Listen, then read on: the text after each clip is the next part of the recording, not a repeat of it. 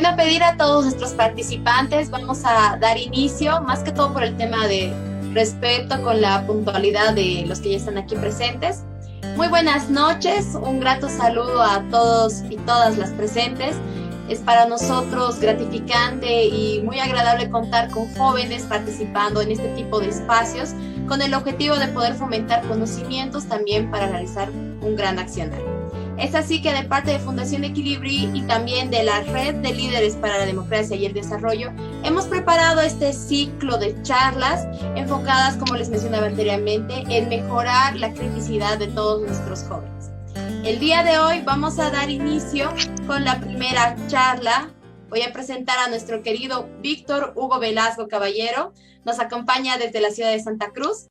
Él es licenciado en Relaciones Internacionales, cofundador de la Academia de Innovación, especialista en DFI y exportaciones, director de educación en la Asociación Departamental de Derechos Humanos de Santa Cruz, expresidente de la Fundación Rescate Urbano, secretario nacional de Juventudes PDC y ha trabajado en la Cámara de Exportadores CADEX, Transportes Aéreos Bolivianos TAP y EFICOR SRL. Damos la bienvenida entonces a Víctor. Muy buenas noches. Gracias por acompañarnos hoy. No, estimada Adriana, buenas noches a todos. Más bien yo contento, ¿no?, de poder compartir justamente con ustedes, con todos los jóvenes, con el grupo, ¿no?, con el que vamos a estar seguramente compartiendo ahora lo que tengamos que pasar. No sé si me pueden habilitar para compartir pantalla, para que pase a proyectar mi diapositiva, por favor.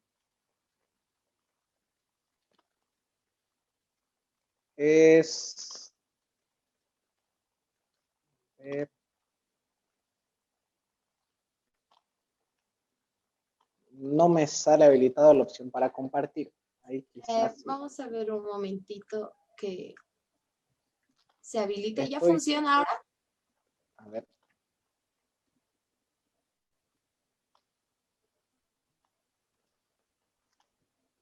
No. Vamos a revisar. Debe ser... Es la que dice Víctor Hugo Velasco Caballero. Está sin mi foto. Esa es la donde tengo el material. Ahorita estoy conectado a mi celular, la cámara, y de la compu es para proyectar.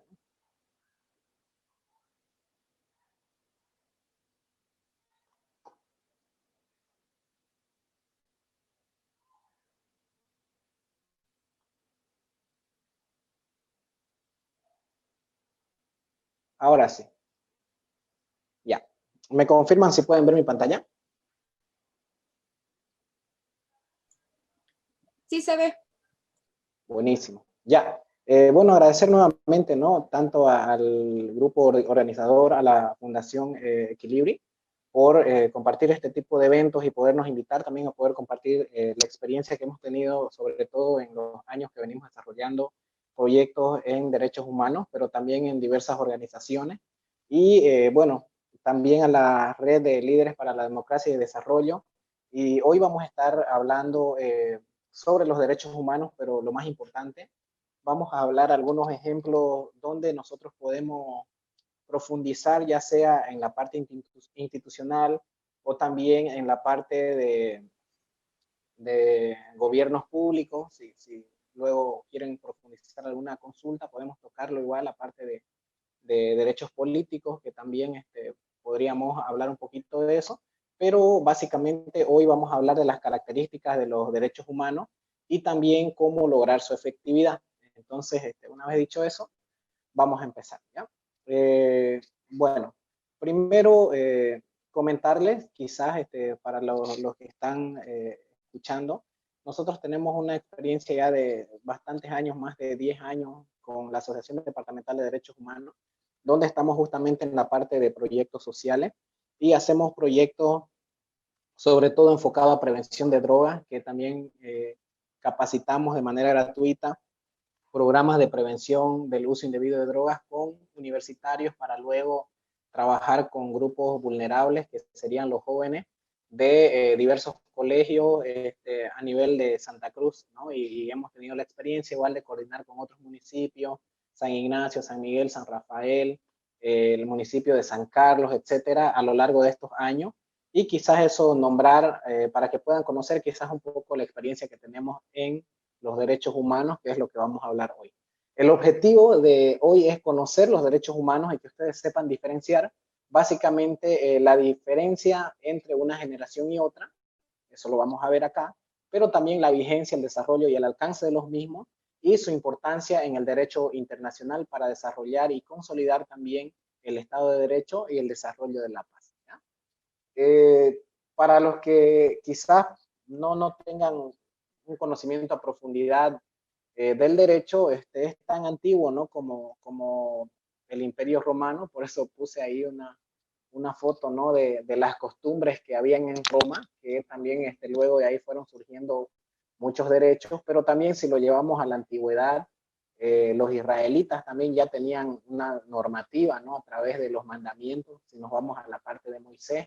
Entonces, de alguna forma, esta ley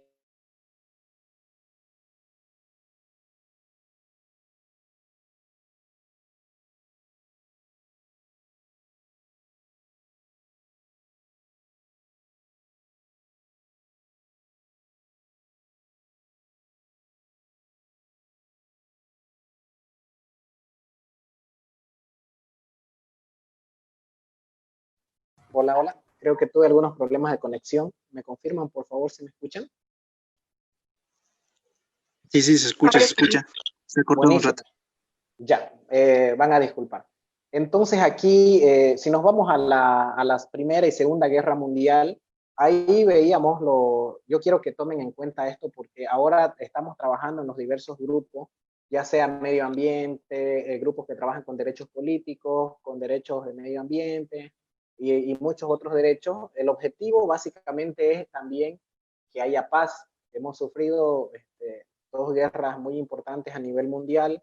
No vamos a entrar a hablar, obviamente, cómo están los países en este momento, los conflictos bélicos, pero por así nombrarlo, los impactos más grandes fue sobre todo la Segunda Guerra Mundial, no solamente por la pérdida de los más de 60 millones de personas, también quizás por el impacto y la creación de Naciones Unidas. Vamos a ver su incidencia también de las Naciones Unidas, pero como hacía 20, 30 años atrás, si ustedes ven ahí, el 1918 veníamos de una Primera Guerra Mundial, se había creado, ¿no?, la Liga de las Naciones y en teoría no debería volver a pasar otra Segunda Guerra Mundial y pasó 30 o 40 años, ya en el 1940 al 45 vino una Segunda Guerra Mundial. Entonces, como ven, que se creen instituciones en defensa de la paz no significa para nada que va a dejar de haber guerras, ¿no?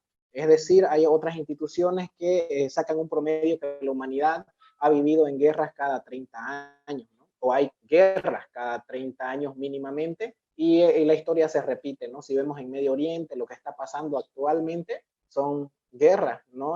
Si nos vamos al caso de Crimea, etcétera, podemos hablar en otra oportunidad de ello, pero en resumen, la paz no está actualmente 100% en el mundo, ¿no? Y por eso yo dejo eso en pantalla, para que veamos que mientras que en otros países a veces tienen problemas bélicos, nosotros hay problemas políticos, por ejemplo, que no podemos resolver aún y vemos bloqueos de carretera, vemos personas que quieren hacer ciertos levantamientos armados en Bolivia.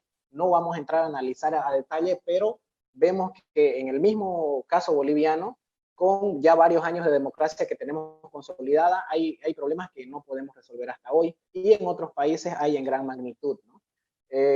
Ni qué decir de la Segunda Guerra Mundial, lo que dejó, pero también cómo da nacimiento a otras organizaciones internacionales, como ser la Organización de Naciones Unidas, ¿no? Para nosotros, el marco referencial cuando hablamos de derechos humanos tiene que ser, obviamente, la Constitución Política del Estado, porque es la Constitución Política del Estado donde nos va a hablar de los derechos fundamentales, que a diferencia de los derechos humanos que son universales, los derechos fundamentales obviamente van a ser los derechos reflejados en nuestra Constitución, con un territorio delimitado que sería Bolivia, o también de alcance para todos aquellos que son bolivianos o los extranjeros que viven en nuestro país. Esa es la importancia también de relacionar la Constitución con los derechos humanos. Y algo muy importante, citar el artículo 7, donde dice, ¿no?, que nosotros especialmente los bolivianos, en el capítulo segundo justamente habla de principios, valores y cuál es el fin del Estado. Y el Estado dice, ¿no? Que en el artículo 7 de la Constitución Política determina que la soberanía nacional reside esencial y originariamente en el pueblo, es decir, en nosotros mismos, aunque no siempre sea así. Ya entonces habla ya de la soberanía, que es el elemento jurídico del Estado, y que somos una organización jurídica en una sociedad bajo un poder de dominación que se ejerce en determinado territorio que sería Bolivia. En resumen, nosotros como bolivianos deberíamos ejercer ese poder. No está hablando de una autoridad, está hablando de cada uno de nosotros en las individualidades. Por otra parte, ya vamos a ver cómo para garantizar esta serie de derechos también se fueron consolidando diversas organizaciones a nivel internacional, como ser la Organización de Naciones Unidas, ahí le puse el Banco Interamericano de Desarrollo, el Banco Mundial, etcétera, o la Organización Mundial del Comercio, podemos hablar de avances importantes que hicieron, y otras organizaciones, ¿no? Por ejemplo, en estos momentos de pandemia, ¿de quién se ha prestado dinero Bolivia? De las organizaciones internacionales. Y si no hubieran para prestar en este caso, ¿qué haríamos? No lo sé, si un empresario estaría dispuesto a prestar dinero al Estado. Quizás no sé, no he visto que hagan eso al menos, pero si nos vamos a estos diversos organismos internacionales, a pesar de que a veces son cuestionados cuando se los requiere, al menos están ahí para inyectar dinero a nuestro país, como ser el Banco Mundial, otros organismos internacionales como la CAF, por ejemplo, que Bolivia igual acude a diversos préstamos para construir carreteras, etcétera, y hablamos de desarrollo.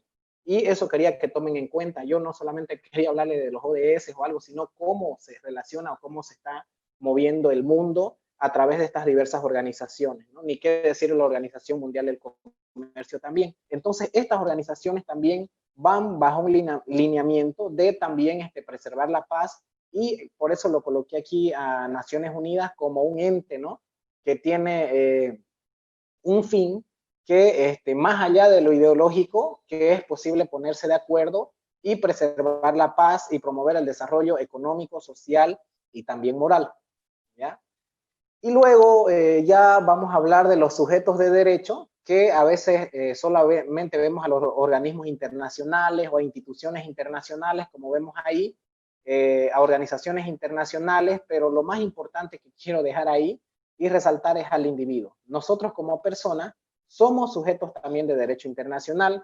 Si no, vayan a ver los casos cuando se violan los derechos humanos de una determinada persona y llegan a instancias internacionales, si bien demoran años, al final el individuo, el Estado tiene que cancelar alguna suma por esa violación de derechos humanos. El Estado es el que recibe ese castigo, digamos, que son sanciones económicas por alguna violación a los derechos humanos. Ya por eso, aunque pareciera común decir, ¿no? Yo tengo mi derecho termina donde comienza el del otro, no siempre es así, ¿no? Y ya vamos a ver más adelante que nosotros tenemos que tomar en cuenta muchas cosas cuando hablamos de derechos humanos, y debemos diferenciar principios de valores, ¿no? Los principios son reglas que no van a cambiar, y eso no va a cambiar nunca. Por ejemplo, un principio, para que me entiendan, es lo que uno siembra cosecha, ¿sí o no? Entonces, ¿qué es lo que pasa acá? Si nosotros tenemos una población, por ejemplo, que, qué sé yo, promueva que liberen vamos a exagerar, que liberen el consumo de alcohol para menores de edad. Si nosotros sembramos eso y creáramos una ley para que los menores consuman alcohol, a futuro vamos a tener jóvenes alcohólicos, ¿sí o no? ¿Por qué? Porque estamos sembrando leyes con principios malos que a futuro vamos a cosechar frutos malos. Eso es un principio, y los principios no cambian, ¿no? Es como sembrar una planta de achachairú. Aquí en Santa Cruz se da mucho el achachairú y tenés que cosechar achachairú. Y eso yo lo relaciono bastante cuando hablo con las personas, con lo que nosotros trabajamos, especialmente con la Organización de Derechos Humanos. Nosotros trabajamos con un programa, por ejemplo, de prevención de uso indebido de drogas, que es un programa gratuito, que lo llevamos más de 5 años. Entonces, si nosotros empezamos a sembrar esto en el grupo de derechos humanos, entonces a futuro tuvimos jóvenes que yo puedo decir realmente que intentan también ser ejemplar y ser ejemplo para otros jóvenes, especialmente en la prevención de drogas, pero empieza por uno mismo. Y los valores ya vienen a ser cualidades que permiten que la gente califique algunas cosas positivas o negativas. Y los valores pueden ir cambiando, no vamos a entrar en eso hoy, y los principios no cambian. Y eso es muy importante que vean esa diferencia. Por ejemplo, si hablamos de la vida, para algunos la vida es muy importante a pesar de todo lo que hagan algunas otras personas. Y para algunas personas no van a estar de acuerdo con la pena de muerte y otros van a estar de acuerdo con la pena de muerte. ¿Sí o no? Depende el grado de valor que nosotros entendamos por la vida. El valor puede subir o puede bajar en base a lo que la sociedad vaya construyendo y qué principios la sociedad vaya implantando. Y eso es muy importante porque la constitución política del Estado también se rige por ciertos principios y valores que ya fueron definidos anteriormente, ¿no? Entonces eso no va a cambiar, digamos, o puede cambiar con una reforma constitucional.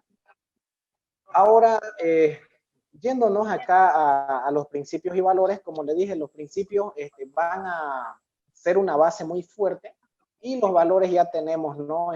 Alrededor, ¿no? Disciplina, excelencia, etcétera, ¿no? Y los valores pueden subir o pueden bajar. Ahora, respecto a los derechos, es un conjunto de atribuciones reconocidas por instrumentos internacionales y como ven ahí reflejados en la Constitución, que va a dar garantías a las personas, ¿no? Y acá ya estamos viendo también que se entiende también como derecho como un conjunto de prerrogativas inherentes a la persona sin distinción de ninguna naturaleza, cuya realización efectiva permite el desarrollo integral de la persona y la existencia con... Hola, disculpe, Hola, hola. Disculpe, ¿quiere hacer alguna consulta? Creo que hay alguien con el micrófono encendido. Ahí, ahora sí. Sigamos. Entonces, aquí ya hablando de los derechos fundamentales, yo solamente se lo voy a mencionar en esta presentación.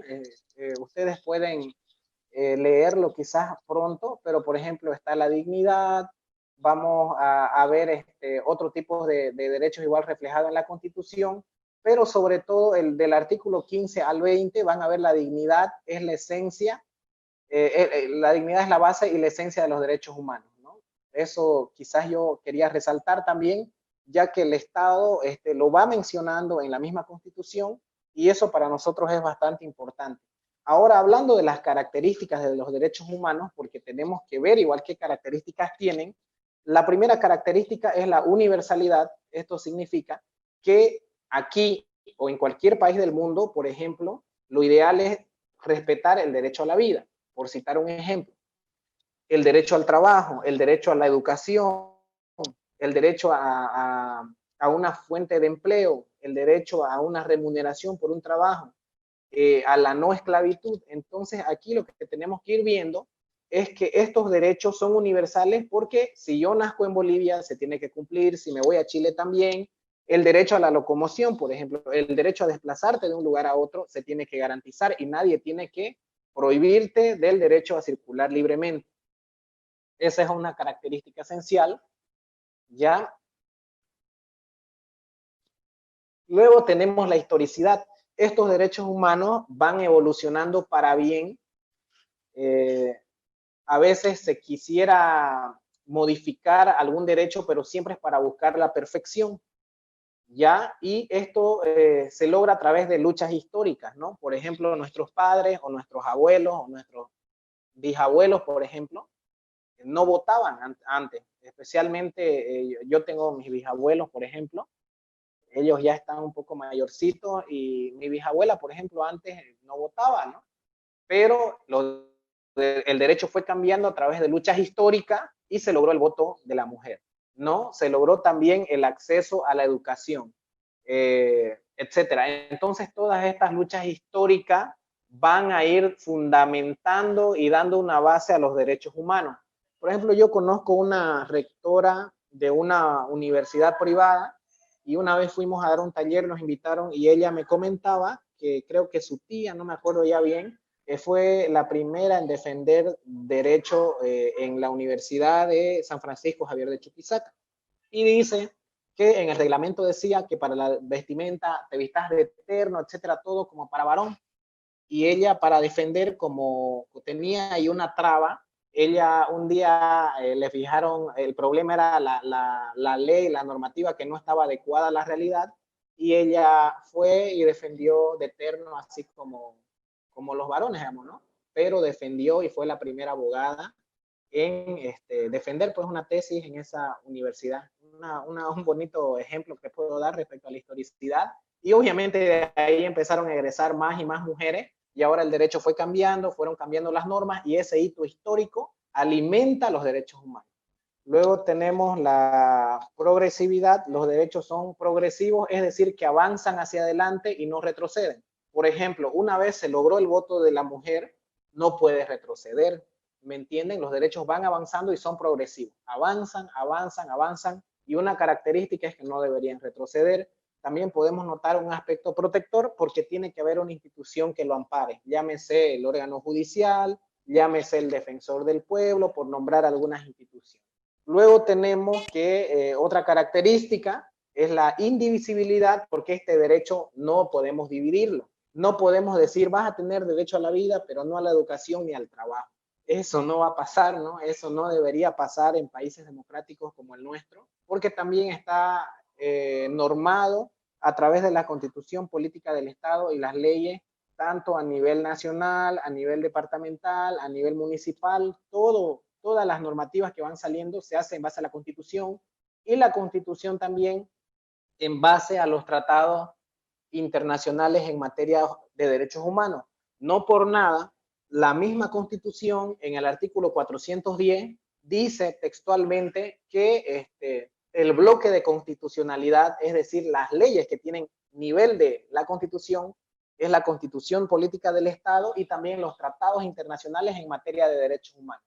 Entonces ahí tenemos una base fundamental, la Constitución más los tratados en materia de derechos humanos, que son la base para que surjan los demás derechos que conocemos.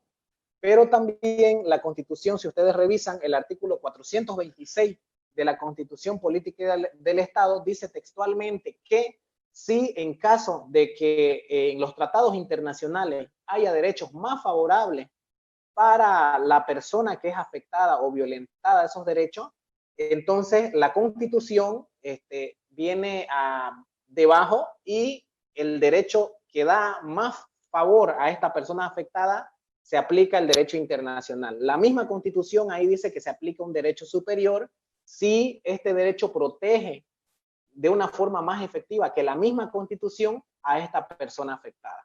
Eso igual lo pueden revisar. No lo tengo en mi diapositiva, pero ya se los dije ahí como que de memoria. Ahora, la eficacia directa es que estos derechos, una vez se consagran, obviamente, tiene que hacerse la eficacia directa. Un claro ejemplo. Cuando yo estudiaba en la universidad, Relaciones Internacionales, cuando entré, ese año que entré, no teníamos seguro médico, ¿no? Se luchó, fue el boom de los hidrocarburos, todos sabemos eso, ¿no? Pero bien me acuerdo que en la U hacían paros, muchas marchas, y hubo una marcha que se hizo también de todas las universidades de Bolivia, además, ¿no? Y se hizo la marcha Sencata. Seguramente los que deben tener entre, no sé, 25, 30 años ahora, les tocó esas marchas en la universidad. Hicieron una marcha Sencata, mi hermana era ejecutiva del Centro Interno de Trabajo Social, hicieron una marcha en La Paz de todas las universidades, y con mucha presión de todos los estudiantes se logró consagrar el acceso de más impuestos a los hidrocarburos para las universidades, y también se logró con esa plata, todos tienen un seguro en la universidad. Y yo he tenido casos de amigas que le han dado a veces muchas enfermedades bastante complicadas y caras, y el seguro cubre y no pagan ni un solo boliviano. Claro que es fruto de una lucha que se consiguió una vez se logró a través de una ley en la Asamblea Legislativa Plurinacional sacar también que correspondía para las universidades un presupuesto de IDH. Entonces, una vez se crea la ley, se efectiviza y se hace eficacia directa de ese derecho a la salud con el presupuesto, ¿no? Y un mayor incremento a las universidades para salud, por citar un ejemplo. Espero me hayan entendido, ya que solamente lo mencionaba, ¿no? Quizás haciendo un paréntesis a la presentación. Ahora, hablando en la clasificación de los derechos humanos, se clasifican de diversas maneras. Algunos lo clasifican por generación, primera, segunda, tercera, cuarta, y algunos están hablando de una quinta. Podemos diferenciarlos por época de aceptación o también por tipos de derechos que se han ido conquistando. Por ejemplo, primero se consagraron los derechos civiles o políticos, ¿no? Primero se consagró el derecho a la vida, luego el derecho a la libertad, ¿no? Que haya libertades, que no haya esclavitud, y entonces ahí se incidió bastante sobre los reyes, que eran los que eran prácticamente el poder ejecutivo, legislativo y judicial. Había una concentración de poder en una sola persona, se hace ese quiebre por luchas que consagran también derechos políticos, y al final vemos a cualquier persona ahora que puede ser candidato a presidente, vicepresidente, diputado, senador, alcalde o gobernador. Entonces, ¿qué es lo que vemos acá? Se consagraron primero los derechos civiles y políticos, después una vez tengo la libertad, si nos vamos al tema de los que vivieron esclavitud, ahora recién tengo derecho al trabajo remunerado, tengo derechos económicos, etcétera, ¿no? Entonces los derechos van en una manera ordenada y lo mismo por generaciones. Yo por comodidad he decidido hablarles a ustedes por generaciones para que me puedan entender. Vamos a hablar de 4 generaciones de los derechos humanos y voy a nombrarles las características y voy a pedir que me presten mucha atención porque las demás plantillas siguientes van a ser en base a esta misma que acabo de compartirles en pantalla. Tenemos acá la clasificación de los derechos humanos, arriba, tenemos arriba derecho, generación de los derechos, y vamos a ver luego 4, primera, segunda y tercera y cuarta generación. Luego vamos a ver qué tipo de derechos se va consagrando. En este caso, en la primera generación, se va consagrando los derechos civiles y políticos. Y aquí abajito van a ver que les coloqué a veces el siglo, para los que gustan, igual por historicidad, se ubiquen por los siglos, ¿ya? Luego coloqué el valor que la define. Por ejemplo, como le dije, en la época de la esclavitud, ¿qué interesaba primero? Obviamente la libertad. Entonces, el primer valor que se defendió fue la libertad. Luego anoté la función principal. Por ejemplo, en este caso fue limitar la acción del poder, en este caso a un rey o a un monarca. Garantizar la participación política de los ciudadanos, que eso se fue incrementando cada vez. Y podemos hablar aquí ejemplos de derechos políticos que ya se fueron incrementando: derecho a la libertad, a la vida, a la propiedad, contra la tortura, salió el derecho a la religión, derecho al voto en derechos políticos, estoy mencionando algunos, derecho a la asociación y a la huelga, para que podamos ubicar algunos derechos que pueden ir surgiendo de los derechos civiles y políticos. Aquí a la derecha solamente vemos ejemplos de derechos civiles y ejemplos de derechos políticos, ¿ya? Pero también ustedes quisiera que resaltar también que hay algunos derechos igual que se respetó incluso en la época de la esclavitud. Por ejemplo, si ustedes revisan también, los que deseen revisar la Biblia también, cuando hablan de Moisés, etcétera, si bien ellos eran esclavos, por ejemplo, no tenían derecho a la libertad, pero tenían derechos religiosos. Ellos adoraban a su Dios, no los asesinaban por adorar a su Dios, ¿no? Si no hayan tenido esclavos, obviamente. Entonces hay ciertos derechos que a veces que estabas privado de uno no significa que no gozabas de otro. En menor proporción, obviamente, no eras libre, pero tenías ciertos derechos. Y eso igual quiero que ustedes lo entiendan así, ¿no? Para que entremos que no todo es como lo van a ver aquí en mi tabla, ¿no? Eso se adecua, depende a cada país, depende a cada zona, etcétera. Luego tenemos los derechos de segunda generación, los tengo ahí los siglos igual más o menos para que se ubiquen. Se ubican la Revolución Francesa, sí, ¿no? Es el 1789. Se peleó justamente una pelea entre los burgos y también todos los que formaban parte en esa época, los monarcas. Y lo que va a pasar acá, ¿cuál es el valor que va a definir? Es la igualdad.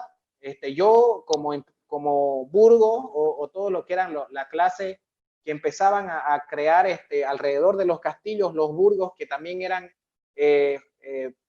pequeñas empresas, ¿no? Pequeñas tierras también que se empezaban a dar y se hacían como mini castillos, pero tenían que pagar un tributo al rey. Entonces no había igualdad de condiciones y ahí pidieron una igualdad, ¿no? Entonces una igualdad de derechos económicos, etcétera. Y fue así que también vino la Revolución Francesa. También había derechos económicos detrás, obviamente era eso lo que estaba en detalle, en pelea. Y también, si podemos mencionar a grandes rasgos, la Revolución Norteamericana de julio igual del 1779, que fue antes de la Revolución Francesa, igual, ¿qué fue lo que se peleó?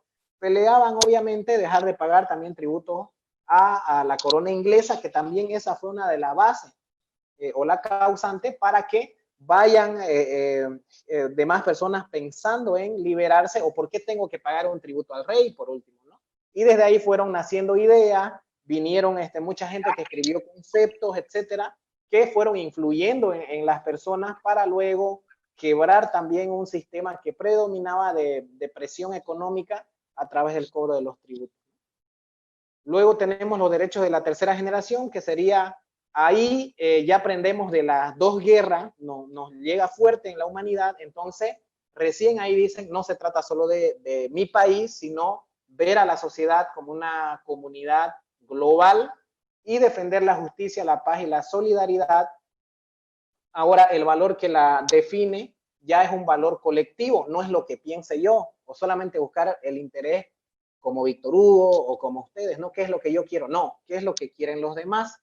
Y esto es bastante importante porque en cierta manera puso fin a algunas guerras y hubo una reducción. Por ejemplo, en el caso latinoamericano no vamos a ver que Bolivia quiera hacer una guerra contra otro país para recuperar los territorios perdidos. Eso ya está reflejado y aquí lo que se tiene que hacer es acudir a la Corte Internacional de Justicia, como lo que pasó en el caso de La Haya. Entonces aquí podemos ver cómo ha evolucionado el derecho internacional y no se trata de agredir a otras personas o a otras comunidades, sino ver que tenemos que resolver los problemas por vías pacíficas. ¿Me entienden? Espero me hayan entendido. Podemos profundizar si quieren en otra oportunidad qué pasa si algunos países quieren quebrar este margen. Igual va a haber presión internacional de diversos organismos para que los países que entren por la fuerza a querer conquistar otros territorios, debería haber ciertas presiones internacionales para afectar a los países que piensen de una forma más individual, ¿no? La función principal es impulsar las relaciones pacíficas y constructivas, y también acá ya surgen otros derechos también comunes, como decir el derecho al medio ambiente limpio, surgen los derechos indígenas, surgen los derechos de la niñez, surge también con mayor fuerza el desarrollo de la paz internacional. Luego tenemos el último derecho, que es el derecho de cuarta generación. Ahora se habla mucho del uso de las tecnologías como derecho humano. Naciones Unidas también sacó resoluciones a favor de los derechos humanos de cuarta generación como un derecho humano, es decir, el Estado debería promover también el acceso a las redes, a las comunicaciones tecnológicas, etcétera. Entonces aquí podemos ver reflejado promover el acceso a las tecnologías de la información y comunicación. Entonces aquí, estimados, estamos hablando de un acceso a la comunicación, pero ahora con una comunicación virtual. También libertad de expresión, ¿no? No quiero mencionar nombres de algunos eventos que han pasado en Bolivia, pero anteriormente hubo ciertos decretos que quisieron sacar para restringir la opinión de ciertos periodistas, y la OEA saltó, ¿no? Y dijo, no, y recomendó al Estado que modifiquen esa norma porque afectaba los derechos de comunicarse a través de las redes sociales o a nivel de plataformas virtuales. Imagínense. Entonces, ¿qué hizo el Estado? Tuvo que retirar esa normativa porque era inconstitucional, además diría yo, porque está limitando el derecho ampliado a que uno se pueda expresar. ¿Ya? Luego les voy a mencionar así de manera rápida, nombrar dónde ustedes van a poder ubicar los derechos fundamentales, los derechos civiles, los derechos políticos en la Constitución, al trabajo, al empleo. No vamos a entrar, obviamente, por temas de tiempo, a la propiedad, a la niñez, a la familia, los derechos de las personas con discapacidad, pero la Constitución te va detallando muchos derechos, derechos de los privados de libertad, derechos de los consumidores, y así sucesivamente vamos a seguir. Derecho a la cultura, lo encontramos en el artículo 98, derecho a la investigación científica, derecho al deporte, derecho a la comunicación, pero lo que llama la atención, que de los deberes. Y miren, solo tenemos un artículo ahí que va en relación a los deberes, y yo creo que nosotros como participantes o defensores de los derechos humanos, lo que deberíamos hacer es centrarnos en los deberes, ¿sí o no? Porque los deberes son los que nos van a proyectar un mayor crecimiento y defensa de los derechos a la medida que cumplamos los deberes, que solamente habla el 108. Luego va a hablar otros artículos de los estados de excepción, la nacionalidad, la ciudadanía, de los organismos que van a defender estos derechos, como ser el defensor del pueblo, o que deberían defender. Luego también vamos a ver la participación, control social. Por último, lo que le dije, la jerarquía normativa y los pasos para una reforma constitucional. Por ejemplo, ¿cuál es lo bonito del 410 que lo dejé ahí? Que ustedes van a ver la pirámide, cómo se organiza o cómo está constituida las leyes bolivianas para proteger estos derechos. Y dice que la base va a ser la Constitución Política del Estado y los tratados internacionales. Más abajo ingresan los tratados internacionales en otras materias, ¿no? Luego más abajo entran las leyes nacionales que tienen que ir acorde a estos derechos que le mencioné, y más abajo ya entran los decretos supremos que puede lanzar el órgano ejecutivo, ¿no? Por ejemplo, un presidente de Estado, ¿no? Con sus ministros. Ya hablando de organismos internacionales en justicia, tenemos a la organización, a la Corte Internacional de Justicia, perdón, y en temas de delito a la Corte Penal Internacional. También vamos a ver algunos organismos regionales. Por ejemplo, nosotros que somos del continente americano, tenemos la Comisión Interamericana de Derechos Humanos con sede en Washington para tratar temas de violación a derechos humanos. O también tenemos de todo lo que tiene que ver lo que pasó en el Pacto de San José de Costa Rica, donde también ahí salió un documento base para la protección de los derechos humanos en América, ¿no? Entonces, estos son instrumentos importantes que tenemos que ver, ¿no? Como también en otros países van a encontrar tipo la Comisión Interamericana de Derechos Humanos que nosotros tenemos, pero en otros países hay organismos similares, pero con otros nombres, obviamente. Yo les puse ahí algunos en pantalla, algunas instituciones que defienden los derechos humanos. Ahí tenemos otros sistemas de protección, como ser todos los que son los organismos que están encargados de hacer seguimiento a las violaciones de los derechos humanos a nivel regional. Y tenemos también otros instrumentos que van a proteger, como ser la justicia nacional, el defensor del pueblo. Si nos vamos y lo llevamos esto a la vida universitaria, hay defensor universitario. Si nos vamos al ámbito de justicia, violaciones que a veces se traten de hacer en la universidad, tenemos también tribunales de justicia universitario. En el caso de la universidad, por ejemplo, yo tuve la oportunidad de haber sido tribunal de justicia también de la Universidad Autónoma Gabriel René Moreno. Entonces, ahí también llegan denuncias que hay a veces injusticias con los alumnos. Entonces, ¿cómo es tan importante los derechos humanos que de lo macro va bajando hacia lo micro? Y es ahí donde nosotros tenemos que conocerlos, ver su diferencia, ver que evolucionan, que evolucionan para bien, que son progresivos, ¿no? Y depende de nosotros cómo lo interpretemos y profundicemos para poder alcanzar un desarrollo de los mismos. Ahora, yo quiero darles acá un ejemplo de un periodista que una vez hizo una presentación del libro en un medio de comunicación, y él contaba en su entrevista que tuvo la oportunidad de hablar con Harry Truman, y dice que le preguntó a Harry Truman, así como está acá, ¿no? No le tembló el pulso para apretar el botón de la bomba atómica, porque como ustedes saben, ahí fue el que hizo la autorización para los bombardeos, ¿no? Entonces los bombardeos en Hiroshima y Nagasaki, que fue la foto que vimos de la Segunda Guerra Mundial al inicio. Entonces él respondió: he salvado la vida de muchos, de millones de seres humanos, porque terminaba la guerra, obviamente la Segunda Guerra Mundial. Entonces acá, bueno, yo coloqué, ¿no? Para ser buen periodista es lo que también dijo él, debe ser uno primero ser un buen ser humano. Buscar la noticia y no discriminar, no tener una lista negra para los entrevistados. Entonces, este relator, Cucho Vargas, yo lo estaba viendo en la entrevista en vivo y todo lo que decía, entonces me puse a escribir, ¿no? Esto y fue así al toque, ¿no? Puse a escribirlo porque me pareció bastante interesante lo que él relataba y él comentó que los periodistas incluso tienen su favoritismo, ¿no? Entonces, ellos tienen a quién quieren hacerle la nota y a los que no piensan como ellos, no, a este no les hago.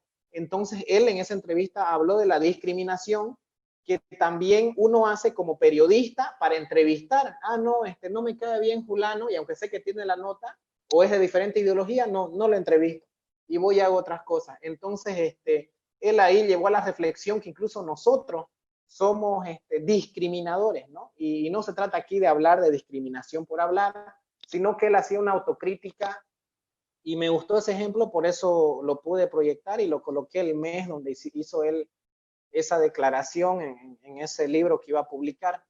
Luego al final concluyo pasándole las fuentes del derecho internacional privado, que son los tratados, las costumbres, la jurisprudencia, la doctrina y otras fuentes. Entonces aquí, en esencia, es donde va saliendo también bastante jurisprudencia para los derechos humanos también.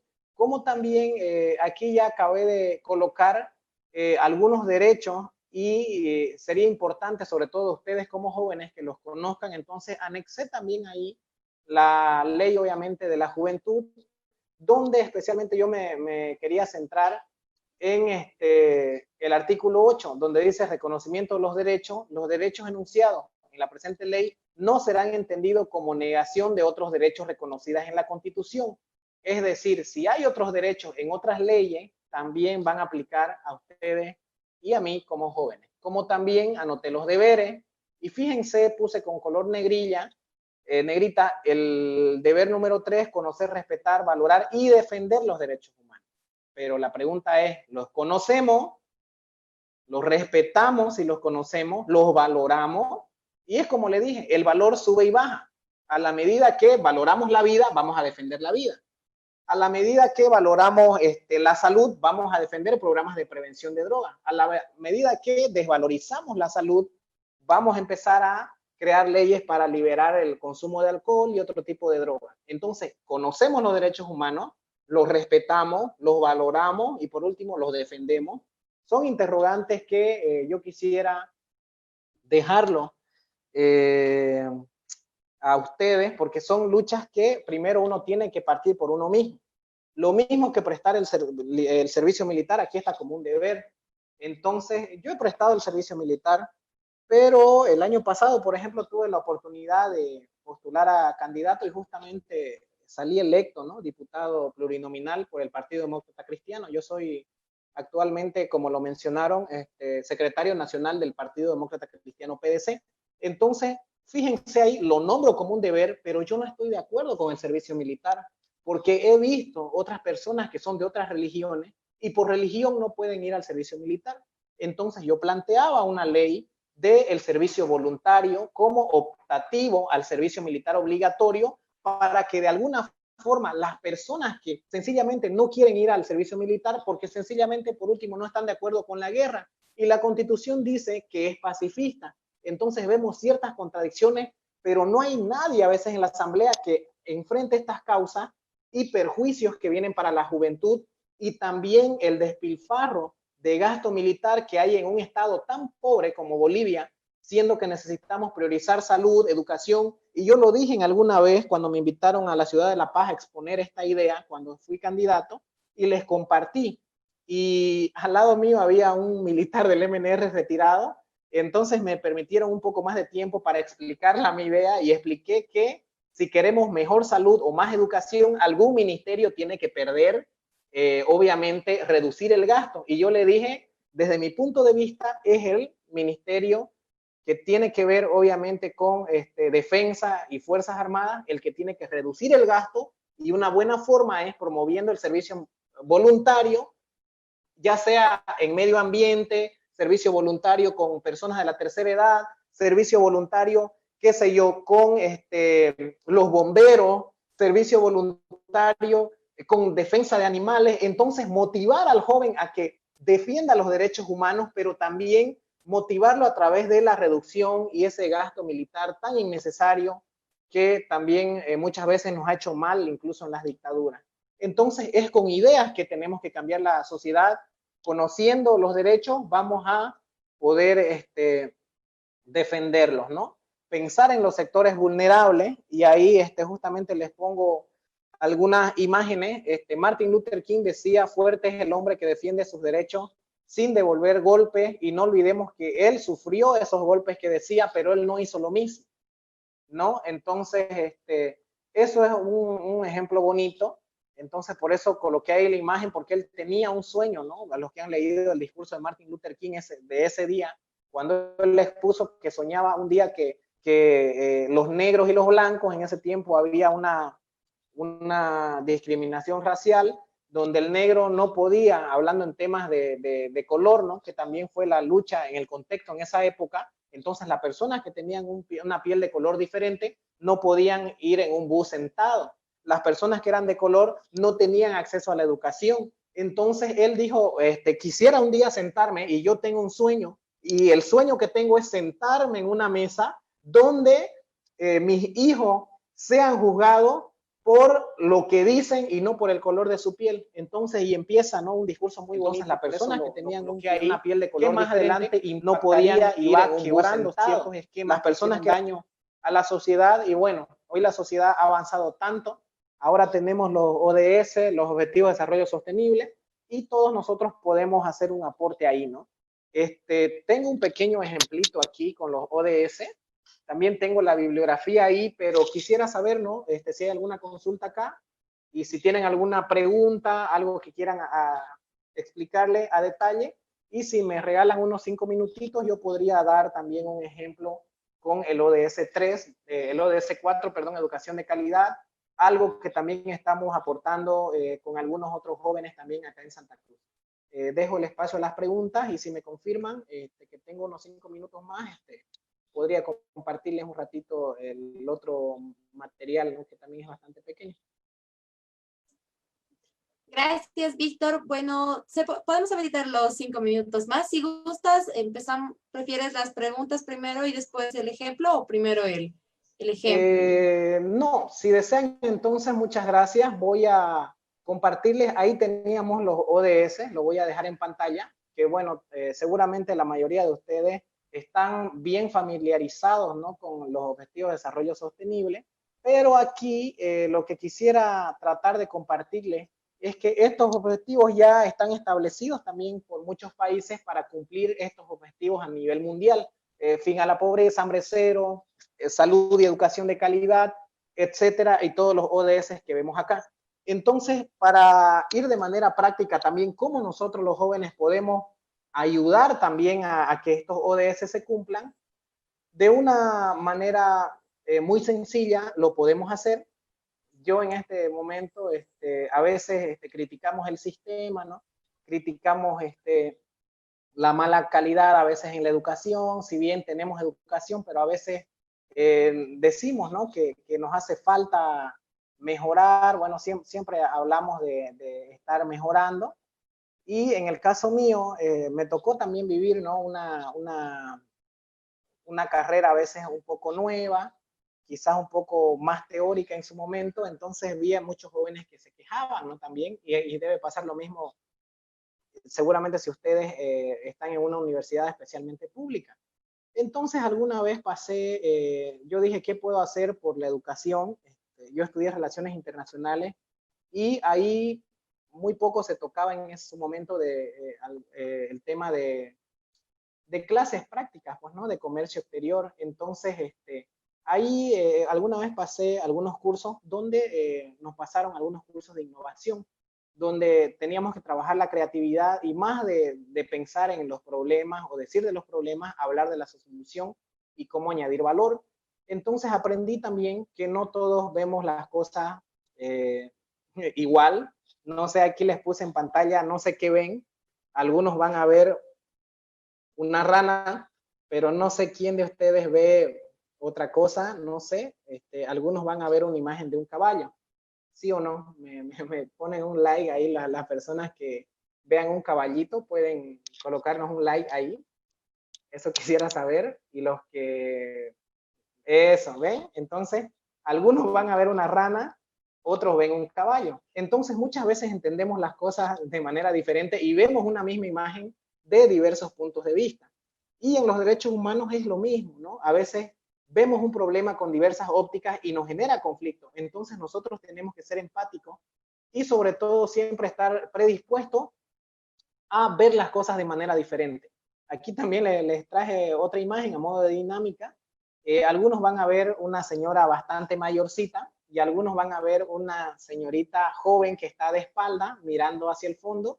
Las personas que vean a la mujer que está de espalda mirando hacia el fondo pueden colocar su like ahí en Zoom. Eso me va a ayudar mucho a ver quiénes han visto a la mujer joven a diferencia de la mujer que es mayor. Creo que nadie ve a la joven. Para los, hay una persona que lo ve. Para los que no ven, los que ven a la mujer anciana, este es su manto, ¿sí o no? Este es su cabello y este es su nariz y este es su boca. Y a las personas que ven a la mujer joven, van a ver una señora con un copete aquí, con un como sombrerito, mirando hacia el fondo. Este es su nariz, este es su cara, este es su cuello y este es un collar, ¿no? Y tiene como un saco. Entonces, muchos vemos la forma de manera diferente las cosas, pero en la vida real hay muchas cosas para aprender y mucho que fallar. Entonces, nosotros acá como jóvenes lo que tenemos que aprender es a fallar, a equivocarnos. Yo me he equivocado muchas veces igual, y si fallamos rápido significa que vamos a estar triunfando pronto. Entonces fue así que yo igual dejé de quejarme de los problemas y empecé a buscar solución. Ustedes esto que ven en pantalla es el prototipo para un bisturí electrónico. Muchos se quejaban de que necesitaban un aparato electrónico para hacer un aporte a la salud, y alguien, mientras todos se quejaban, hizo un prototipo y salió ahí el diseño para lo que viene a ser un bisturí electrónico. Entonces, fallar pronto y tener actitud. Muchos niños no querían entrar ahí cuando tienen que hacerle tomografías, o especialmente los niños que tienen cáncer. Entonces, hay mucho que hacer en derechos humanos. Hubo personas que analizaron estos niños que tenían miedo de entrar ahí, analizaron qué es lo que ven los niños y fíjense las maravillas que hicieron. Cambiaron una misma cosa con una panorama diferente. Y nosotros es eso lo que tenemos que hacer desde nuestras organizaciones, hacer las cosas diferente a lo que se está haciendo. Entonces nosotros tenemos mucho por hacer también en los derechos humanos y darle un enfoque diferente. Y justamente yo venía a hablarle de eso, que más allá de los problemas, tomemos un derecho humano. Yo tomé el de educación porque no sentía que no recibía una educación práctica respecto a la logística, que es lo que a mí me apasiona, las exportaciones. Entonces me metí al problema. ¿Cuál era el problema? La carrera era muy teórica. Definí qué era lo que quería. Ya, que alguien me enseñe los procedimientos para sacar cargas hacia el mundo, para importar, cómo se hace, que nos enseñen de manera práctica. Entonces, idear algo, cómo consigo eso y hacer un prototipo. En este caso, yo hice una página web y después un test que mida lo que estoy haciendo, ¿no? En este caso, cumpliendo esos pasos, vi la forma de manera diferente y me di cuenta que en el término educativo nadie va a venir a hacer una página web por mí. Y si yo quiero que haya educación de calidad, busqué muchos amigos míos que exportan y les hablé para que den un tipo de charlas, por ejemplo, educativas en el sector en materia económica, digamos, para mejorar la educación. Y me hacía acuerdo a esta presentación porque ustedes ven acá es Nueva York, en los años donde todavía había carros a caballo. Fíjense aquí al lado derecho, todos son caballos y están jalados las carretas por estos caballos como medio de transporte. Entonces, cuando Ford fabricó el Ford T, que fue el modelo que salió con éxito ya para la venta, él dijo que si a él le hayan preguntado ese momento qué necesitaba, la población iba a decir caballos más rápidos, ¿no? Y él, sin embargo, fabricó un automóvil, ¿no? Entonces, todas estas ideas que tenemos nosotros, debemos plasmarlas, evitar decir no puedo y proyectarnos, ¿no? Y fue así como, en este caso, yo me comprometí con mejorar el nivel de educación donde yo estaba viendo que hacía falta en la práctica en la universidad, en mi carrera, entonces hay que trabajar con alianza. Pregunté a algunas empresas de amigos, pregunté a instituciones que podían avalar algunos eventos y creamos, por ejemplo, Academia de Innovación. Entonces, acá, ¿qué es lo que hicimos desde Academia de Innovación? Y aquí solamente quería compartirles un segundito. Desde aquí lo que hicimos fue proyectar también, obviamente, fíjense, algunas capacitaciones gratuitas. Ayer me invitó la Universidad de San Francisco Javier de Chuquisaca a compartir nuestra experiencia con Incoterm de manera gratuita. Antes de ayer, justamente invitamos a un docente experto en Italia que justamente dio nuevas estrategias de bioseguridad para odontólogos. Y así sucesivamente puedo nombrarle N ejemplos donde nosotros como jóvenes podemos aportar. En este caso, yo era crítico de la educación, pero no se trata de ser crítico, intentar hacer algo, equivocarte hasta lograr consolidar, aportar a la sociedad desde tu comunidad o desde donde estés con algo. Y seguramente ustedes también tienen un montón de ejemplos, ¿no? Seguramente ustedes también, qué sé yo, forman parte de muchos voluntariados, no lo sé. Pero desde donde ustedes estén, decirles y concluir que para profundizar estos derechos humanos solamente tenemos que aprender una cosa y darnos cuenta que lo que tenemos que hacer muchas veces es equivocarnos. Y con eso yo quería concluir. Muchas gracias por el espacio y estoy atento a sus preguntas. Muchas gracias, Víctor. Rescato tus últimas palabras mencionando que es importante equivocarnos. Mientras más nos equivoquemos, más cerca del éxito. Entonces, ahora la palabra es para ustedes, chicos, chicas. Si desean hacer preguntas, Víctor está aquí para responder cualquiera que se les ocurra. Este es un espacio para equivocarnos, no hay problema si dudan, si no han entendido alguna parte, algún concepto. Entonces, está abierta la sala para los que deseen. Pueden levantar la mano, o si no, también levantar la mano con las herramientas, o también igual activar el micrófono, pero para evitar el desorden podemos hacer con el ejercicio de levantar las manos. Así que la palabra es suya, chicos.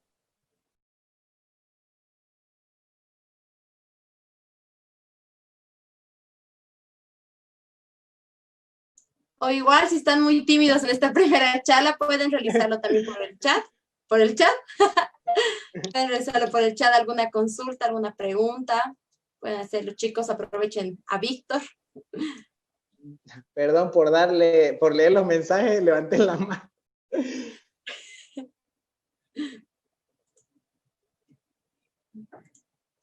Y aquí nos escribían que vieron a ambos, ¿no? A la mujer y a la joven, a la señora mayor.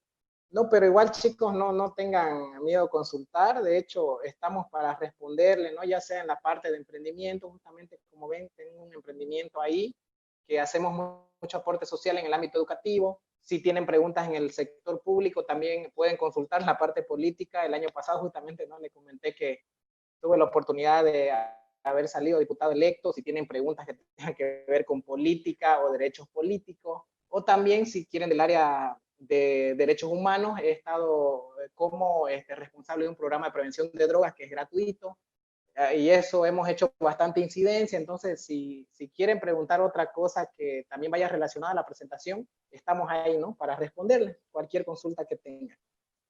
Víctor, tenemos ya dos personas. Primero es Edgar Marcelo y luego Araceli. Edgar, tienes la palabra. Marcelo. Sí, muy buenas noches. La verdad, muy interesante. Y es muy lindo aprender de este tipo de eventos, de este tipo de temas que nos llenan a nosotros de conocimientos que sí o sí son necesarios. Los mismos proyectos que se están desarrollando hoy en día van por ese lado de los derechos humanos, ¿no? En una parte de la exposición hablabas de los derechos según las generaciones que iban pasando, y tú decías que incluso ya está llegando, los derechos están llegando a una quinta generación. ¿Qué tipo de derecho sería esa quinta de generación? Gracias, sí, por la pregunta. Sí, justamente lo que está en debate muchas veces, algunos dicen que es el tema de clasificación. Muchas personas dicen que los derechos del acceso a la tecnología de la información y comunicación son derechos de quinta generación y dividen a una cuarta muchas veces otro tipo de derechos como ser especialmente los derechos indígenas, por ejemplo, o los derechos colectivos, lo colocan como cuarta. Es simplemente un tema de clasificación. Sin embargo, yo creo que todavía hay mucho que desarrollar en los derechos humanos de cuarta generación y también creo que el mundo está igual pensando en crear también ciertos derechos a futuro respecto también al tema del espacio exterior, ¿no? O sea, fuera del planeta. Entonces, se están dando muchas cosas que aún están en debate, ¿no? Pero yo de todos modos lo mencioné. No, si bien no tengo en este momento la documentación en libros, sobre todo para basarme, pero te puedo decir algo para que me puedas entender. Yo también tengo una especialidad corta, ¿no? De experto en marketing online y redes sociales. Yo lo hice hace unos 5 años atrás y nosotros también dábamos un taller gratuito de Google, de todas estas herramientas tecnológicas. ¿Y qué es lo que pasaba ahí? Se conocía la web 1.0, que era la web básica, donde tú entras a un portal por internet y solamente puedes recibir información. La web 2.0 fue el Facebook, WhatsApp, Instagram, donde ya empezaron a interactuar de ida y vuelta con la comunicación por redes sociales. Y se peleaba de una web 3.0 donde ya iba a primar la gratuidad. Entonces, yo busqué en el internet para hacer una investigación de la web 3.0 y decía que lo iba a definir el futuro, pero yo entendí que la web 3.0 era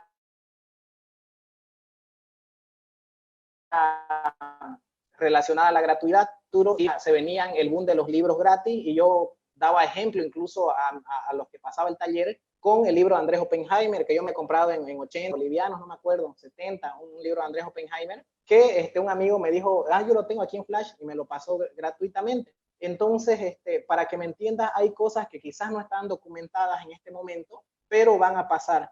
Y yo les dije a todo el grupo que se venía la gratuidad. Y si se dan cuenta, ahora estudias gratis o apenas pagas por el certificado en algunas instituciones, que hay muchas, ¿no? Y no voy a nombrar, pero hay bastantes, o también puedo enviarle enlaces, ¿no? De Coursera, está igual EDX, y muchas instituciones que te capacitan gratis, entonces ahora está de moda la gratuidad. Y eso, por ejemplo, es una web 3.0 que está ligada a un derecho humano de cuarta generación. Entonces, cuando yo menciono una quinta, es porque muchas personas igual ordenan de manera diferente el derecho humano de cuarta generación, básicamente. También resaltar ahí que yo en este caso lo nombré por generación, y lo que quiero que me entiendan es que en generación hay ciertas disputas, pero también los que manejan por historicidad igual se pelean en ciertas fechas, ¿no? Para algunos es la Revolución Francesa marcó un hito histórico, sí, pero lo que fue base fue la Revolución Norteamericana. Entonces ahí entras en otro debate, o también si lo nombras ahí tenés historicidad y también por tipo de derecho. No en todos los países del mundo se consagró la libertad a un mismo tiempo, ¿no? Entonces hay mucho debate ahí, depende con qué perspectiva lo veas, ¿no? Pero lo más importante que tienes que saber es que estos derechos son progresivos y así cambien de nombre, van a seguir avanzando y no pueden retroceder. Esa es una característica muy importante de los derechos humanos.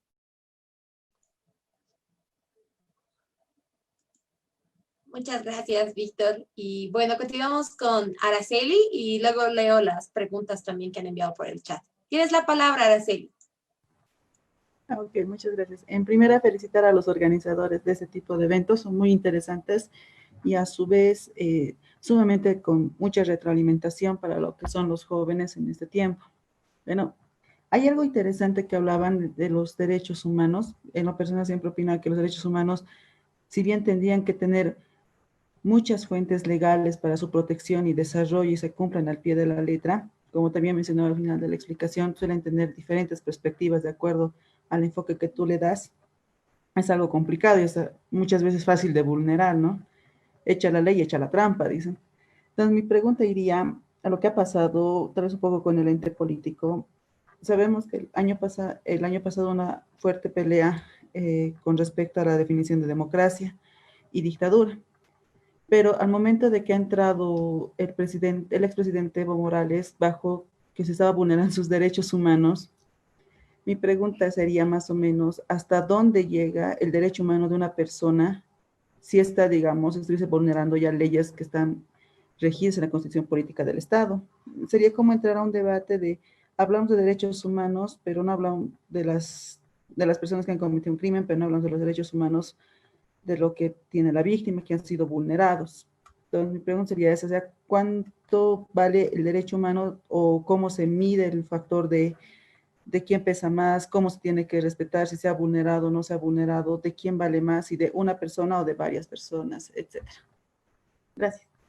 Claro, sí, voy a responderte de manera técnica, ya que si bien yo también he tenido la oportunidad de ser candidato el año pasado, y más allá que se vulneró, yo también quiero resaltar algo, especialmente acá nosotros en la parte oriental, en el oriente boliviano, porque lo que ha pasado en ese caso con Bolivia, y bien que decís eso, es un tema de los principios de nosotros como bolivianos. Por eso yo le hablé en un principio, les mencioné los principios y que son diferentes de los valores. Y lo que pasa con Bolivia no es un tema político el problema es un tema de principios, porque la política, las leyes pueden cambiar y no olvidemos que el gobierno del MAS democráticamente tenía los 2/3. Y yo eso tengo que reconocer, y siendo que soy de un partido más bien opositor a ellos, ¿no? En ese momento. Pero ahí tenemos una característica. Entonces la situación era bien compleja. Si nos ponemos en lugar de la legalidad, ellos con 2/3 podían cambiar alguna ley y no pasaba nada. Sin embargo, fueron al Tribunal Constitucional, que también obviamente cambió a favor del gobierno, porque ellos, quien elegía el tribunal, de acuerdo a la ley, eligen en la Asamblea Legislativa Plurinacional, ¿no? Entonces, si yo te voy a nombrar de Tribunal Constitucional a ti, es más, como resultado, seguramente cuando yo necesite algún favor de ti, me lo vas a hacer porque yo te coloqué prácticamente ahí. Entonces, ese es el tema. Pero yo creo que es un tema de principios. ¿Por qué? Porque nosotros como ciudadanos dejamos de cultivar ciertos valores. Por ejemplo, el respeto a las normas. Por ejemplo, sin ir lejos, a veces criticamos a los diversos niveles de gobierno, pero a veces nosotros corrompemos el sistema judicial, algún trámite, que me inscriban de primero, no hacer cola. Entonces, yo pienso que nos alejamos de principio la sociedad boliviana, y yo creo que como resultado le echamos quizás la culpa a veces en este caso, ¿no? Al gobierno cuando pasó toda esa revuelta que fue bastante compleja, que todos sabemos que incluso hubo hasta muertos, ¿no? En todos los conflictos que hubieron el año pasado. Pero yo quiero resaltar algo. Cuando ya vimos que realmente, digamos, el gobierno nacional quería ir una postulación más, que desde mi punto de vista también no era legal, ¿qué fue lo que pasó ahí? La gente presionó, hicieron huelga hasta donde quisieron. Entonces, mucho activismo hubo de ambos lados, pero al final, ¿qué fue? ¿Dónde acudió la gente para que caiga, digamos, el sistema que obviamente ya estaba también colapsándose, ¿no? Con escándalos de posible corrupción, que en su momento la justicia lo dirá? ¿Qué pasó ahí? Cuando ya nadie pudo, ni con protestas, ni con nada, no sé ustedes, pero si ustedes recuerdan o encendían el televisor, o iban a las marchas, o si quizás son del otro partido político y también observaban qué veía en la tele, yo encendía el televisor y veía a mucha gente hincada, orando, etcétera. Entonces aquí, ¿qué fue lo que pasó? Cuando nadie pudo hacer nada democráticamente, ni con bloqueos ni con nada, acudieron a sus diversas religiones, llámense católica, evangélica, mormones o testigos de Jehová, pero mucha gente salió a pedir a ese ser que creen, que es ese ser supremo que creen, y también los que son ateos también seguramente se habrán mantenido, no sé, de alguna forma reflexivos, no lo sé, pero vi a mucha gente de diversas religiones orando o rezando. Entonces, cuando ya no podés hacer nada, es donde ves a otro ser que no sos vos. Entonces, la gente acudió a su principio. ¿Y cuál era su principio? Era obviamente un ser que no era ni Evo Morales, ni era un candidato que veías ahí, un posible candidato que llamaba a las marchas. Yo vi mucha gente que se paraba en las esquinas y era impresionante. Yo salía a veces a comprar algo por ahí y veía muchos círculos de oración en las rotondas por acá por donde vivo. Entonces, cuando ya ves que no podés, yo vi mucha gente hincada, arrodillada, etc. Y alguna vez me habló una fundación para hacer un análisis político, como yo igual había salido diputado electo, y habían muchos jóvenes y todos hablaban, que este candidato sacó, que este estuvo en la batalla, que este fue al Cristo, que este convocó. Y yo le dije, yo solamente le puedo decir algo, que las veces que participé en algunos eventos, lo único que vi donde todos se pusieron de acuerdo fue cuando nadie pudo hacer nada y al final todo el mundo acabó doblando rodillas, y quisiera que por favor eso quede escrito ahí. Le dije, porque vi a muchos amigos en diversos departamentos que son líderes políticos de diversos partidos hincados. Y eso es algo que no podemos negar, lo cual me dice nuevamente que debemos basarnos y preocuparnos en volver a nuestros principios. Entonces, no se trata de echar quizás la culpa a Evo Morales, que sencillamente puede ser fácil ahora que no está, pero yo hablo de nosotros mismos, ser autocríticos y reconocer de que nosotros tenemos que tener ciertos principios y valores que regulen nuestra vida. Y cuando la gente vio que ya esto estaba colapsando, entonces, porque la gente tampoco es que crea en los políticos, de hecho no les creen, ¿no? La gente solamente va y vota porque es obligatorio, etcétera, ¿no? Pero no es que te guste tal o cual candidato. Algunas cosas nos gustan, otras cosas nos desagradan, ¿sí o no? Entonces, cuando la gente vio que ni un político daba la solución, acudió a su forma de creer, cualquiera sea esta, y fue eso que conectó a todos los bolivianos y se dio lo que debería dar. Una opinión, por supuesto, particular, no es que sea pues la gran verdad, pero es algo que yo sencillamente he tenido la oportunidad de hacer un análisis, ya que alguna vez me dijeron que lo haga, ¿no? Y yo fue eso lo que comenté. En ningún momento levanté la bandera, fue tal o fue cual. Yo dije, fueron las mismas personas. No sé si respondí su pregunta.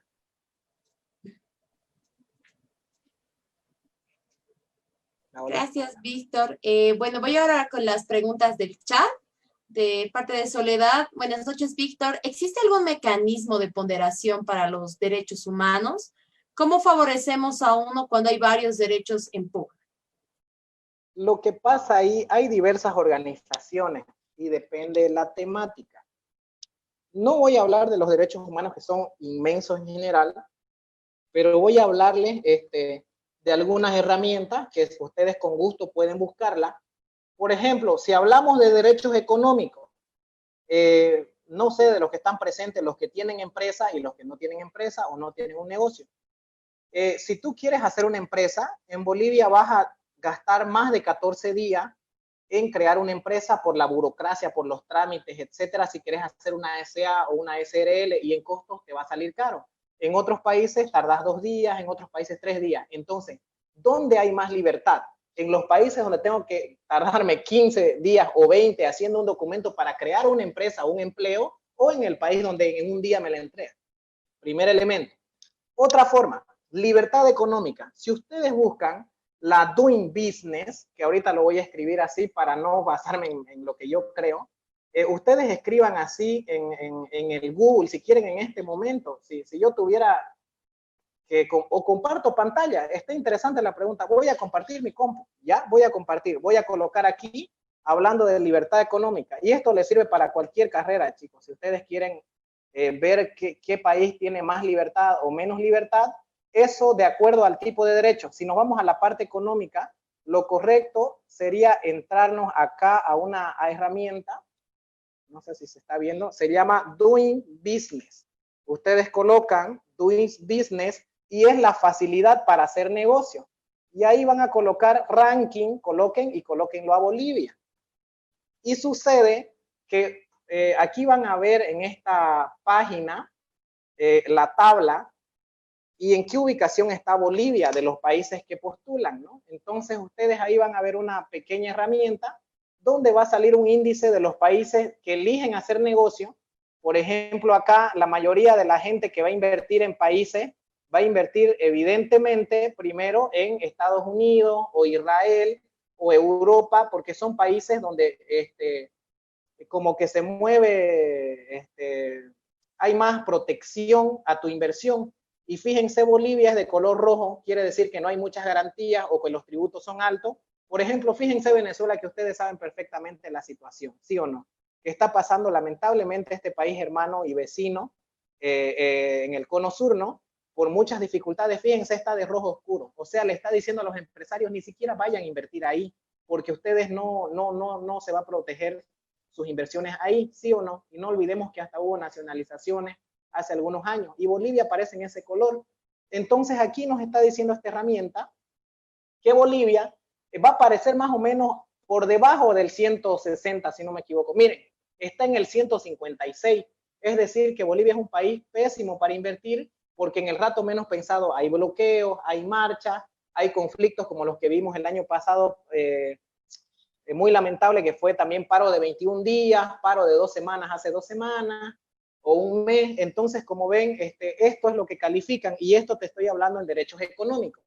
Ahora, si nos vamos en temas de corrupción, hay otras herramientas como Transparencia Internacional que hacen seguimiento a otros países, del cual Bolivia en el gobierno anterior no dejó que estas organizaciones operen en Bolivia para medir la corrupción, y así sucesivamente, ¿no? Entonces depende de la herramienta, y sobre todo depende del tipo de derecho. Te puedo citar algunas fuentes, ¿no? Te di un ejemplo con la parte económica, y ustedes pueden seguirlo haciendo este ejercicio con otro tipo de derechos, ¿no? Va a depender de qué institución mide estos derechos, y eso le puede servir como fuente a ustedes en la vida diaria, ¿no? No sé si pude responder su consulta, espero que sí.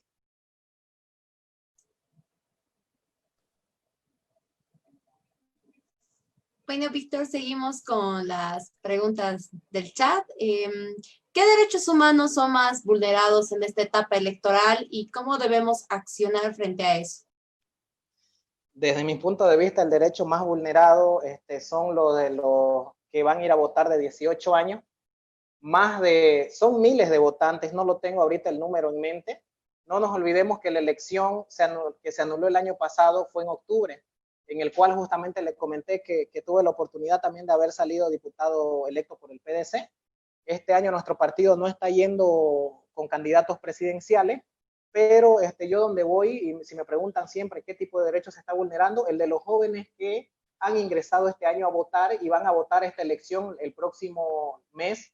Y estos jóvenes, en la Constitución dice derecho a elegir y ser elegido, y solamente le están obligando, porque el voto es obligatorio en Bolivia, le están obligando a ir a votar cuando estos jóvenes también tienen derecho a ser elegidos. Por lo tanto, desde mi punto de vista, debería haber un nuevo proceso electoral, no solamente por los miles de jóvenes que son nuevos votantes, sino más allá de eso, yo me voy por el tema de salud. Para los que seguramente no me conocen, yo también soy rescatista voluntario, más de 10 años he sido, ¿no?, rescatista y también bombero voluntario. El año pasado también estuve en el incendio de la Chiquitanía. Entonces, ¿qué es lo que pasa acá? Ahora con el tema de pandemia, yo acabo de hacer un curso hace un mes en IPNORCA, que es el instituto que regula las normas, y justamente hice en COVID. Entonces sucede que todavía nosotros estamos en un riesgo alto, y solamente porque las leyes digan que ahora liberamos la cuarentena a una cuarentena ya un poco más flexible, no significa que el virus va a desaparecer por una ley. El virus sigue afuera de nuestras casas. Los que me han visto o me conocen acá, hemos hecho muchas capacitaciones, incluso gratuitas, en materia de prevención, y desde mi punto de vista ni siquiera debería haber nueva elección, uno porque tiene que haber un nuevo proceso, y otro porque ni siquiera el nuevo proceso tienen que hacerlo ahorita.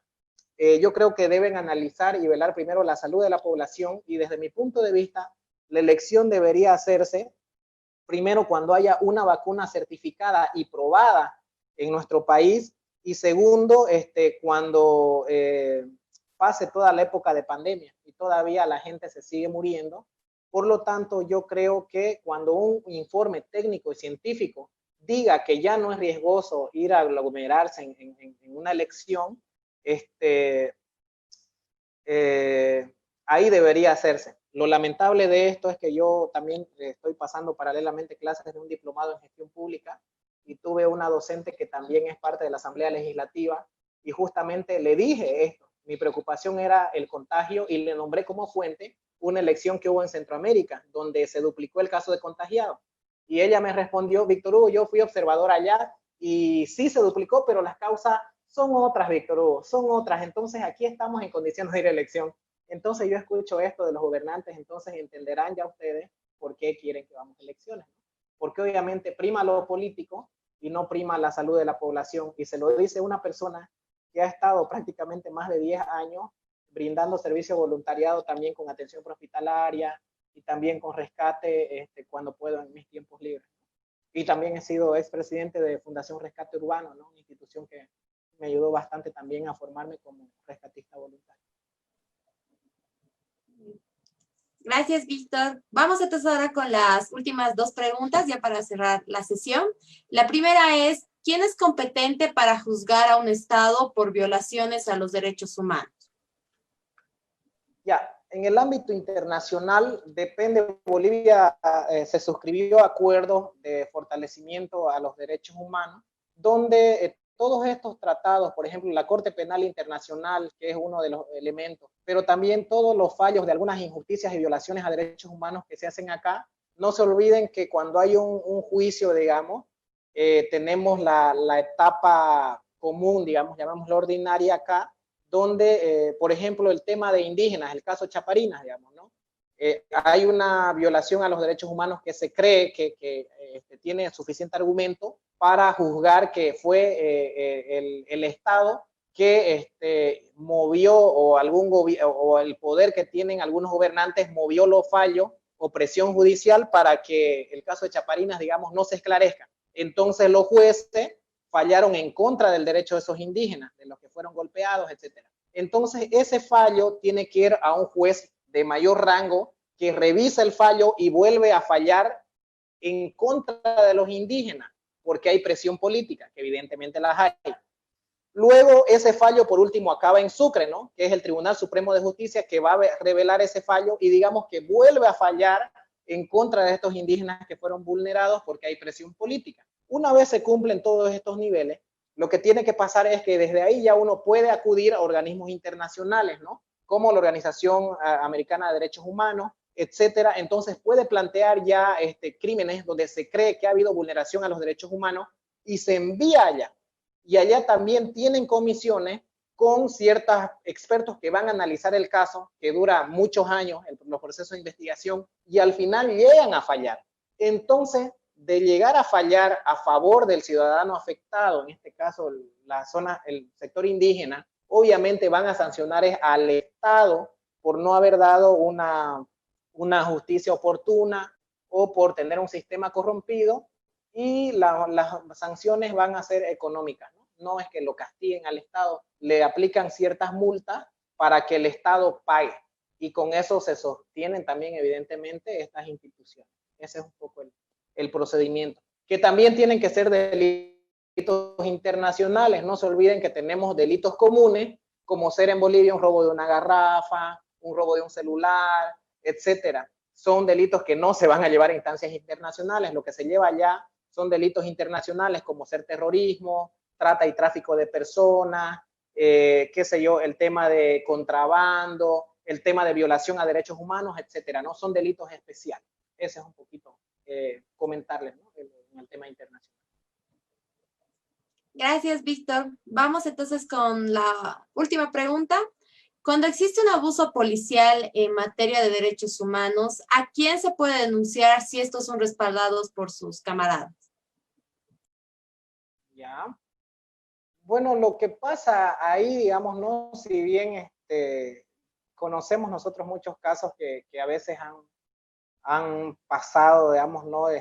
Algunos abusos que siempre pasan, ¿no? A veces en estos niveles. Uno, tenemos un conflicto ahí porque no olvidemos que son sistemas que también hay muchos índices de corrupción, y una forma de resolverlos y de que esto crezca es con algunas ideas. Por ejemplo, una vez yo tuve la oportunidad de ir a Estados Unidos y conocí el sistema, cómo lucharon contra la corrupción en la policía en esos países, y hay algunos estados que votan y eligen a su comandante. Entonces el comandante tiene que hacer las cosas correctas para que lo elijan, pues no, obviamente, si no, no va a ser electo. Y son estos cargos que tienen bastante decisión, pues no, porque uno vota, entonces uno vota por el policía de su zona, y aquí, por ejemplo, vos no conocés cuál es el policía de tu puesto policial, de tu módulo acá, digamos, ¿no? Entonces hay tantas ideas que pueden ser planteadas porque evidentemente la corrupción está ahí, y a mí me ha pasado ir a veces como derechos humanos a atender muchos casos como observadores, ¿no? Que hemos tenido la oportunidad de ir a ver, y lamentablemente a veces cuando ven que es derechos humanos recién hacen las cosas correctas o recién liberan, pero nosotros el servicio y la ayuda que damos es voluntaria, ¿no? No nos alcanza muchas veces el tiempo, o a veces hablamos a abogados que son amigos nuestros para que vayan, y cuando ven y ves que agarras a un abogado recién liberan. O sea, hay mucha corrupción, evidentemente. Y yo también planteaba, similar a otros países, que para acabar con la corrupción le pagan a la persona que denuncia estos hechos y la protegen. Y en otros países igual, que vi que tomaron ejemplo, nos mostraban gráficas donde es la corrupción lo mal, digamos, es el mal que hay lamentablemente, y para luchar contra la corrupción crearon leyes como la ley del delator en Estados Unidos, donde se le paga al denunciante del 15 al 30% del valor de la corrupción. ¿Qué es lo que pasa acá en Bolivia? Si ustedes se fijan, por ejemplo, el gasto que hace, por ejemplo, el gobierno autónomo departamental de Santa Cruz, más del 40% de los gastos que se hacen son en carretera, en camino. ¿Y por qué creen que se hacen en camino? Porque obviamente ahí puede haber mayor índice de corrupción. Y hay un estudio que hizo la Fundación Idea Internacional con muchas organizaciones juveniles en Santa Cruz, y le preguntan a los jóvenes dónde debería invertir el municipio, y el 50% dicen medio ambiente. Y te fijas medio ambiente y tenés 3% de gasto ahí. Entonces hay una mano negra, evidentemente, porque en los proyectos grandes, en las obras grandes, es donde más se saca. En Estados Unidos pasaba lo mismo, era donde más robaban. Pero ¿qué es lo que hicieron? Al que denuncie corrupción, de esos 10 millones de dólares que vale el proyecto, el 15% va a ser para la persona que denuncie corrupción. Entonces, ¿quién no va a querer denunciar la corrupción? Y nos comentaban que hubo gente que se hizo millonaria denunciando hechos de corrupción, y eso acabó en cierta manera con un gran porcentaje de corrupción, y desde ahí Estados Unidos ha empezado a arrancar un nuevo modelo, ¿no? Pero nos han mostrado que evidentemente era tan corrupto como otros países, pero ellos están intentando con innovación luchar. Y Bolivia hay un ejemplo bonito. En el gobierno anterior, en el gobierno de Evo Morales, también se incentivó, se motivó en el rubro de la aduana, y ha dado buenos resultados, y sería copiar el ejemplo de la aduana, pero obviamente en todo el sistema y las instituciones. Eso quizás igual resaltando que hicieron algunas mejoras también, sobre todo en materia aduanera, en la anterior gestión, y lo que hay que hacer es mejorar lo bueno y desechar lo malo, obviamente.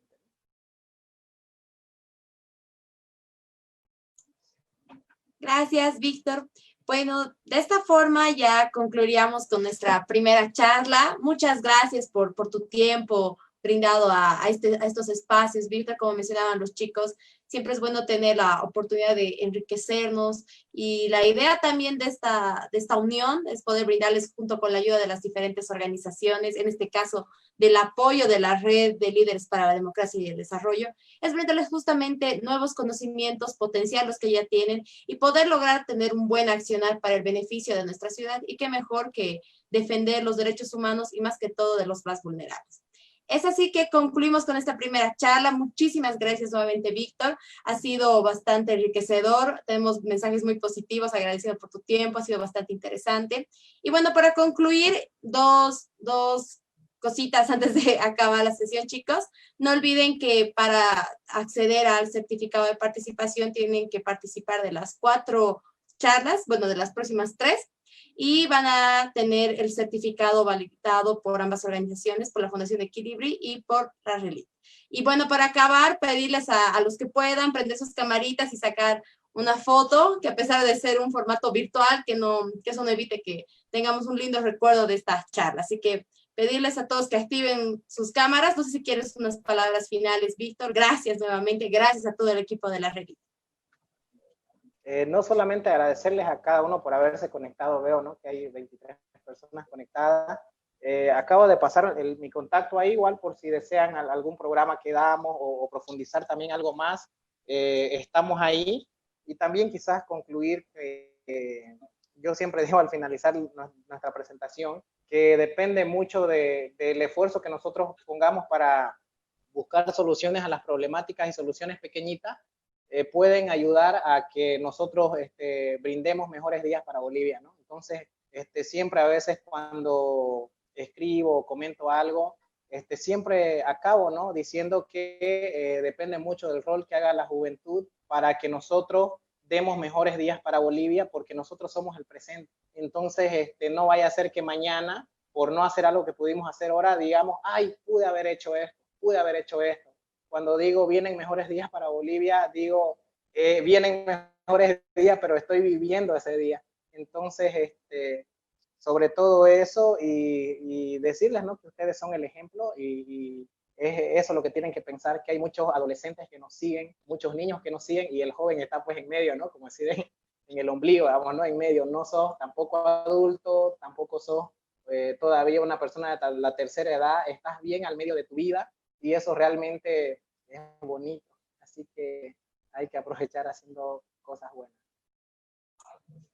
Muchas gracias, Víctor. Gracias, chicos, chicas. Como mencionaba Víctor, es fascinante y motivador ver nosotros como jóvenes poder empezar a hacer algo, ¿no? Y el mejor momento es ahora. Así que ahora activen sus cámaras, por favor, todos. Activen sus cámaras.